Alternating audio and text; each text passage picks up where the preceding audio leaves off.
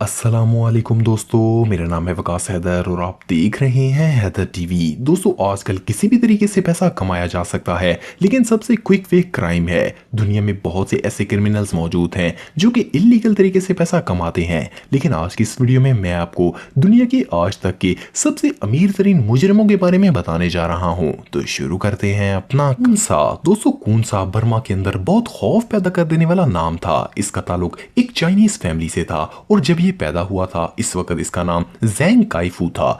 कूनसा ने अपनी खुद की आर्मी बनाई हुई थी। ये साउथ ईस्ट एशिया का किंग था और इसका राज म्यांमार, थाईलैंड और कई स्टेट्स पर था। इसे अफीम का बादशाह कहा जाता था। एशिया की 70% अफीम की ट्रेड इसी के अंडर थी। इसकी प्राइवेट आर्मी में 20,000 से ज्यादा सोल्जर्स थे और ये बर्मा की मिलिट्री से मुकाबला कर सकते थे।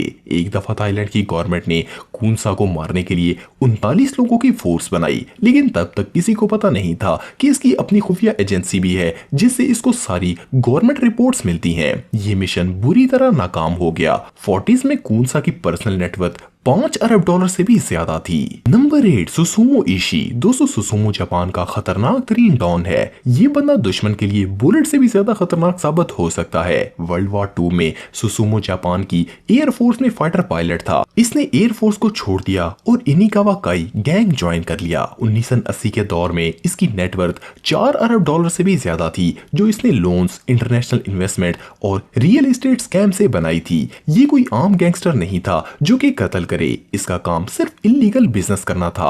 ये कत्लो गारत से बहुत दूर रहता था। 1984 के बाद इसने इंटरनेशनल लेवल पर बिजनेस स्टार्ट कर दिया। इसने कोरिया, हांगकांग, मोनिका और अमेरिका में भी इन्वेस्टमेंट की। इसके कनेक्शन इतने ज्यादा थे कि इसने अमेरिका के सदर जॉर्ज बुश के भाई तक रसाई कर ली थी। सुसुमो 1991 में मर गया था और इसके फ्यूनरल पर 6,000 से ज्यादा बड़े लोग आए थे। इसकी नेटवर्थ आज के दौर के हिसाब से $13 बिलियन से भी ज्यादा बनती है। Number 7, Victor Bout. दोस्तों, विक्टर सोवियत मिलिट्री में ट्रांसलेटर था, लेकिन इसने आगे का सोचा और एयर ट्रांसपोर्ट कंपनी बनाकर सोवियत की इलीगल वेपन को अफ्रीका भेजने लगा। इसने ये बहुत ही वायलेंट तरीके से किया। इसको मौत का सौदागर कहा जाता था। इसने अनगिनत लोगों की जान लेकर अपना एम्पायर खड़ा किया। इसके पास $6 अरब के असासे थे। इसके कॉन्टेक्ट पूरी दुनिया में थे।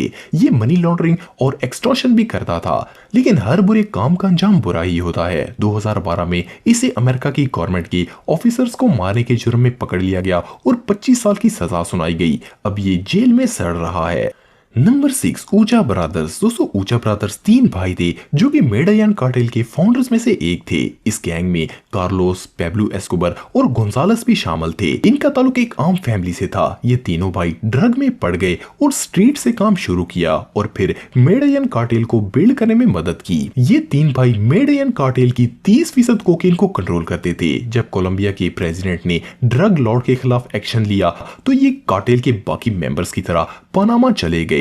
इस वक्त इन 3 भाइयों में से सिर्फ एक ही जिंदा है। जुर्म के इस रास्ते में आखिर भयानक मौत ही होती है, लेकिन इन तीनों भाइयों के पास $6 बिलियन के असासे थे। Number 5, Carlos Enrique. दोस्तों, कार्लोस दुनिया के सबसे बड़े ड्रग डीलर्स में से एक है। ये साउथ अमेरिका का ड्रग लॉर्ड और बहुत बड़ा गैंगस्टर था। इसके पास पर्सनल आइलैंड, एक स्मॉल आर्मी और बहुत सारे डॉग्स थे। इसके अलावा इसके पास एक प्राइवेट एयरपोर्ट और बहुत सारे प्लेन्स भी थे। कार्लोस आज भी अमेरिका की एक लापता जेल में उम्र कैद की सजा काट रहा है। असल में ये मेडियन कार्टेल के फाउंडर्स में से एक था। ये हर रोज $60 मिलियन के ड्रग डील करता था। ये लोग मुख्तलिफ तरीकों से अमेरिका के अंदर कोकेन स्मगल करते थे। इसके पास एक बहीमी आइलैंड था जिसकी कीमत $4.5 मिलियन से भी ज्यादा थी। इस आइलैंड पर इसके 100 प्राइवेट घर थे, छोटी आर्मी थी, एयरपोर्ट था और इस आइलैंड के चारों तरफ इसके बॉडीगार्ड्स और अटैक डॉग्स तैनात हुआ करते थे। कार्लोस की पर्सनल नेटवर्थ $2.7 बिलियन से भी ज्यादा थी। Number 4, Al Capone. दोस्तों, अल कैपोन को स्कारफेस भी कहा जाता है। ये प्रोहिबिशन एरा के सबसे बड़े गैंगस्टर्स में से एक था। इसके पेरेंट्स इटालियन थे और ये ब्रुकलिन, न्यूयॉर्क में पैदा हुआ था। इसने अपना एम्पायर शिकागो में खड़ा किया और इसकी ऑर्गेनाइजेशन ऑर्गेनाइजेशन को द शिकागो आउटफिट कहा जाता था और ये लोग गैर कानूनी अल्कोहल पूरे अमेरिका में सप्लाई करते थे। इस वक्त अमेरिका में अल्कोहल की सेल और ट्रेड पर सख्ती से पाबंदी थी। कपोन ने अपने करियर में बहुत वायलेंट जुर्म किए और इसका इलीगल बिजनेस इतना सक्सेसफुल था कि 1920 के दौर में ये हर साल $100 मिलियन कमाता था, जो कि आज के दौर के हिसाब से $1 बिलियन से भी ज्यादा बनते हैं। कपोन 25 जनवरी 1947 को अचानक बीमार हुआ और इसी दिन मर गया और इसका सारा काला बिजनेस यहीं पर रह गया। Number 3, Pablo Escobar. दोस्तों, पेब्लो एस्कोबर दुनिया का आज तक का सबसे फेमस ड्रग डीलर है। ये कोलंबिया के एक गांव में पैदा हुआ था और जहां ये रहता था इस जगह बिजली तक नहीं थी। पेब्लो मेडियन कार्टेल का हेड था। ये drug dealing, smuggling, assassination, bombing और कई मर्डर्स में भी मुलव्वस था। एस्कोबर के दौर में मेडियन कार्टेल हर रोज 15 टन कोकेन ट्रेड करता था। फोर्ब्स के मुताबिक पेब्लो एस्कोबर पूरी दुनिया की 80% कोकेन को कंट्रोल करता था। जब इसकी मौत हुई इस वक्त इसकी नेटवर्थ $30 अरब से भी ज्यादा थी।